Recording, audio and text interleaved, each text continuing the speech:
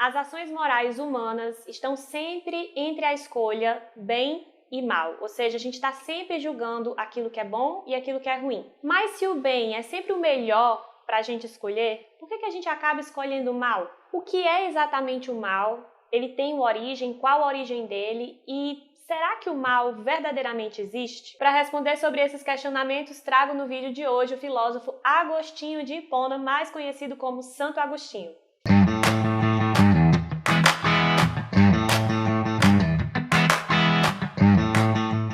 Está começando mais um vídeo no meu, seu, no nosso. Um belo dia resolvi pensar esse canal que produz conteúdo filosófico semanalmente, então já se inscreve aqui, ativa o sininho para receber as notificações, porque toda quarta e toda sexta eu estou postando vídeo. Também me segue lá no Instagram, @liafreitasfilo, lá eu faço um outro tipo de conteúdo, mas todo dia eu posto sobre filosofia, então vale a pena vocês me seguirem lá.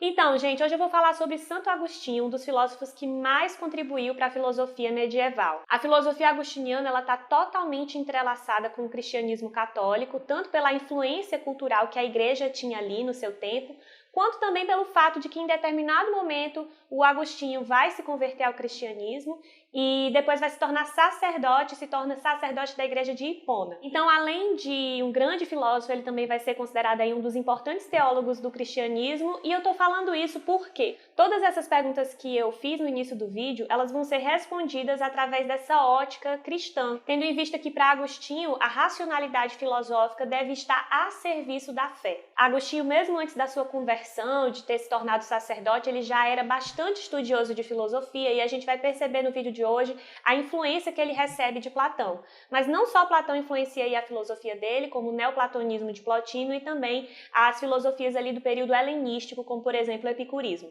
E é importante lembrar que na época do Agostinho, a filosofia ela era muito desprezada aí pelos membros da Igreja Católica, era vista como um tipo de conhecimento pagão que não deveria se misturar com a fé. Então, o Agostinho ele já está fazendo um caminho contra e trazendo a filosofia para poder explicar a fé como um instrumento para que a gente consiga entender melhor a nossa fé de maneira mais fundamentada. E aí o texto que nós vamos ver hoje no vídeo são alguns trechos do livro 2 da obra O Livre-Arbítrio. É nessa obra que Agostinho vai estabelecer a relação entre o livre-arbítrio, que foi dado por Deus, concedido por Deus a nós, e a origem do mal. Logicamente, ele vai falar sobre a origem do mal em outras obras, mas essa obra ele faz essa relação aí com o livre-arbítrio. Então, a obra O Livre-Arbítrio, ela é escrita em forma de diálogo, que já remete bastante aos diálogos platônicos, né? Já dá para ver essa influência de Platão sobre ele. E o diálogo acontece entre o Agostinho e o seu amigo Evódio. E aí eu vou ler para vocês o início do livro 2, que começa com uma fala do Evódio que diz o seguinte: explica-me, se for possível, por que Deus concedeu ao homem o livre-arbítrio, uma vez que, com certeza, o homem não poderia pecar se não tivesse recebido. Então, o que o Evódio está perguntando é: por que Deus fez o homem livre, sabendo que existia a possibilidade do homem escolher o mal? Isso significaria uma certa contradição, tendo em vista que se Deus é bom e todo-poderoso, por que ele nos permite fazer o mal?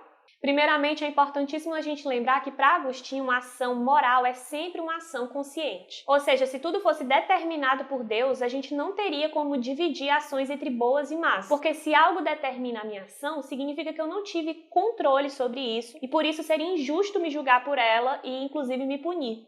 Então, a liberdade é um bem dado aos homens por Deus, porque só assim os homens poderiam verdadeiramente escolher o bem supremo, que é Deus. E aí, em uma outra parte do diálogo, Agostinho fala: de fato, não é porque o homem pode usar a vontade livre para pecar que se deve supor que Deus a concedeu para isso.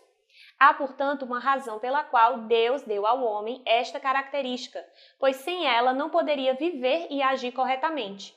Pois pode-se compreender então que ela foi concedida ao homem para esse fim, considerando-se que se um homem a usar para pecar, recairão sobre ele as punições divinas. Ora, seria injusto se a vontade livre tivesse sido dada ao homem não apenas para agir corretamente, mas também para pecar. Então, o que o Agostinho acabou de falar nesse trecho é que o livre-arbítrio é um bem que foi dado por Deus para que a gente escolhesse o bem. Mas aí a pergunta continua: então por que nós continuamos a escolher o mal?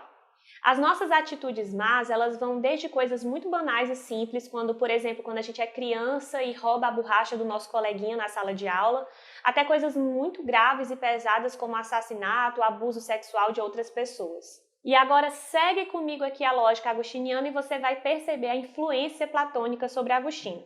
Agostinho vai dizer que muitas vezes a gente se afasta do bem supremo, de bens eternos, porque a gente acaba escolhendo bens passageiros. Por exemplo, por pior que seja a atitude de alguém, ela sempre escolhe um bem. Então vamos pensar no exemplo lá do assassinato. Alguém que chega para matar outra pessoa, ela está buscando a satisfação de um desejo. Então, de certa forma, aquilo significa um bem para ela. Por mais que ela esteja fazendo mal a outra pessoa, por mais que aquele bem para ela seja muito passageiro, porque pode gerar uma série de problemas na vida dela, mas ainda assim preenche uma satisfação, traz algum prazer, mesmo que muito momentâneo.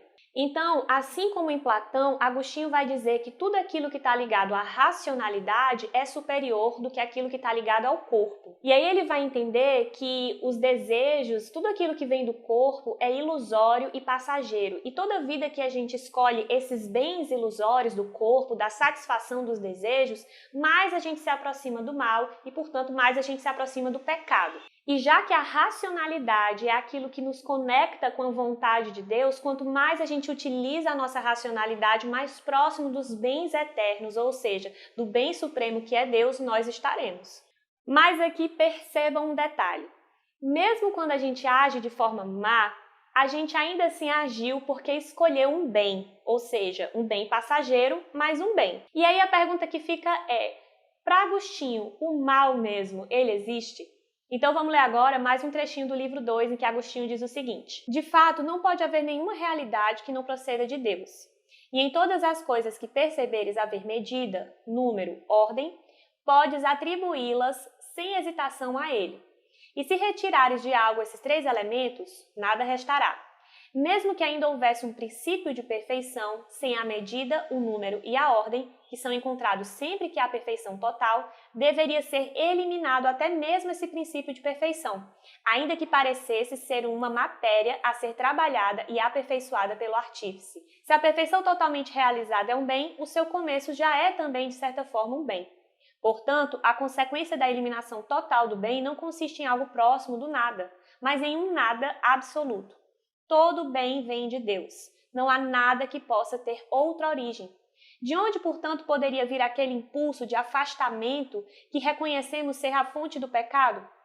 Sendo um defeito, e todo defeito originando-se do não ser, poderíamos, sem dúvida, afirmar que não vem de Deus.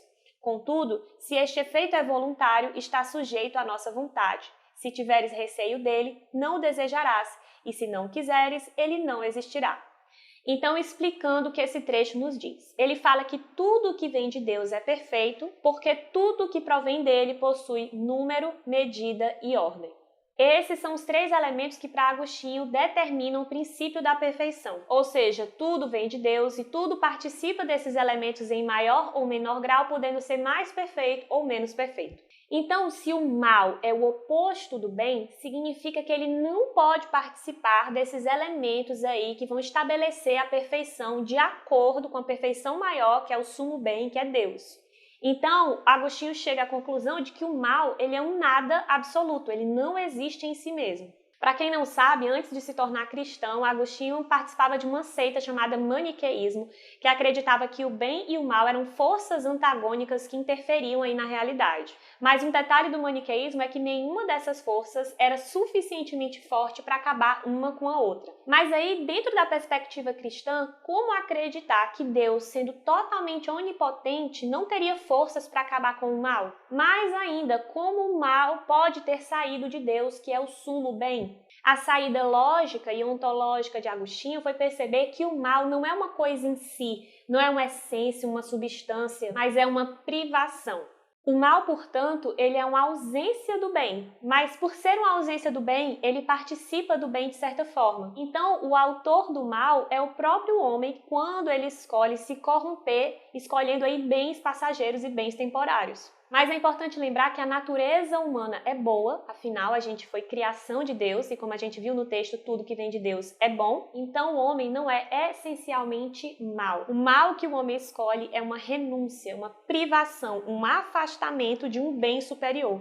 E nem o livre-arbítrio é tendencioso ao mal, tendo em vista que foi Deus que nos deu para que a gente escolhesse de forma consciente o bem. Lembrando que não é porque eu faço mau uso de uma coisa que a coisa em si se torna má. Por exemplo, não é porque as pessoas fazem mau uso da internet que a internet em si mesma é algo ruim. Da mesma forma, o livre-arbítrio. Não é porque as pessoas fazem mau uso desse livre-arbítrio que o livre-arbítrio em si se torna algo mau. Então isso a gente pode perceber que o Agostinho coloca aqui como fator central as consciências individuais para que a gente possa de fato ter uma vida ética, reta e moralmente boa. E isso vai influenciar diversos outros filósofos ao longo aí da história da filosofia, por isso que Agostinho é um importante filósofo aí para a gente sempre retomar e repensar a teoria dele. Então é isso, gente. Finalizamos aqui mais um vídeo, mais um texto filosófico. Me deixem aqui nos comentários o que vocês acharam da perspectiva agostiniana. Deixa aquele like também para me dar o apoio e nos vemos aí numa próxima. Tchau, tchau!